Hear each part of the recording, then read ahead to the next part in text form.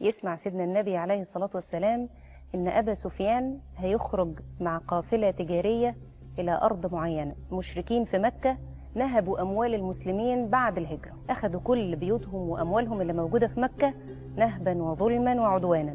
ويسمع سيدنا النبي فيقرر صلى الله عليه وسلم إنه يسترجع أموال المسلمين المنهوبة، ليس بغرض الحرب ولا غرض أبدا إجحاف بحقوق حد. فلما يعرف أبو سفيان إن سيدنا النبي عليه الصلاة والسلام هيجي ياخد الأموال بتاعته، فيغير مسار القافلة ويبدأ يطلب من قريش ناس علشان يحاربوا سيدنا النبي عليه الصلاة والسلام. فترسل قريش 1000 رجل في محاربة سيدنا النبي عليه الصلاة والسلام، في حين ان سيدنا النبي كان هو والصحابة عددهم تقريبا 300، يعني احنا بنتكلم في 3 أضعاف. ولما يسمع أبو سفيان ان سيدنا النبي عليه الصلاة والسلام يرجع، فخلاص يبدأ يعرض عليهم ان هم الحرب تنتهي. ولكن مين اللي يرفض انتهاء هذه الحرب او ان ما تبدأش اصلا؟ أبو جهل.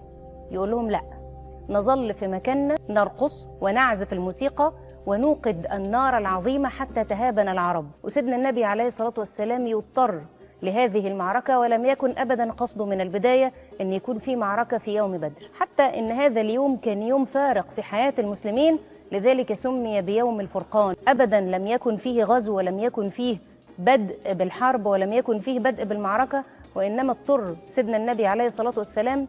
من اللفتات الجميلة أن سيدنا النبي يأخذ باستشارة أهل الأنصار أكثر من المهاجرين، لأن هم بيعوا سيدنا النبي عليه الصلاة والسلام يعني على الحرب والسلم، وإنما داخل المدينة، فياخد رأيهم سيدنا النبي ويبقى رأيهم فارق في رأي النبي صلى الله عليه وسلم. يصف النبي صلى الله عليه وسلم الجيش ويبدأ يدعي ويتضرع إلى الله سبحانه وتعالى: اللهم إن تهلك هذه العصابة فلن تعبد في الأرض بعد اليوم. العصابة يعني جماعة من الناس، وسيدنا النبي يظل يدعو ويدعو حتى يظهر ويبان بياض إبطيه، حتى إن رداءه صلى الله عليه وسلم يقع من على منكبيه ويرفعه له سيدنا أبو بكر ويقول له: بعد طلبك أو بعد شدتك فإن الله ينجزك ما وعدك.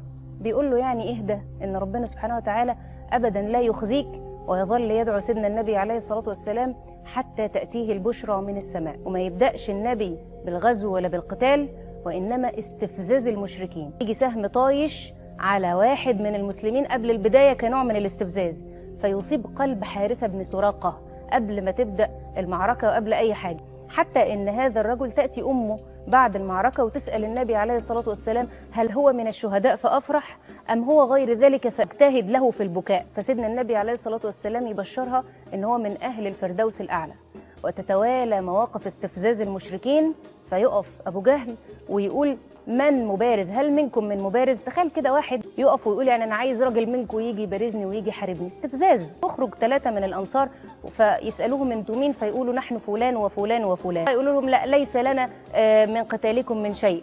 ويندهوا على سيدنا النبي عليه الصلاة والسلام: أخرج لنا من أكفائنا، كأنها إشارة بيقولوا يعني أنتوا مش عاجبيننا. ويخرج سيدنا النبي عليه الصلاة والسلام وينده: يا علي، يا عبيدة، يا حمزة. ويخرجوا وتبدأ المبارزة، تبدأ المعركة بين المسلمين باضطرار من سيدنا النبي عليه الصلاة والسلام وليس بدءا بالحرب. المعركة دي كان فيها دروس كتير وفيها تفاصيل كتير جدا، وفي 2 بالمناسبة يأمر النبي صلى الله عليه وسلم المسلمين إن هم حتى لو شفتهم أثناء المعركة ما تقتلوهمش.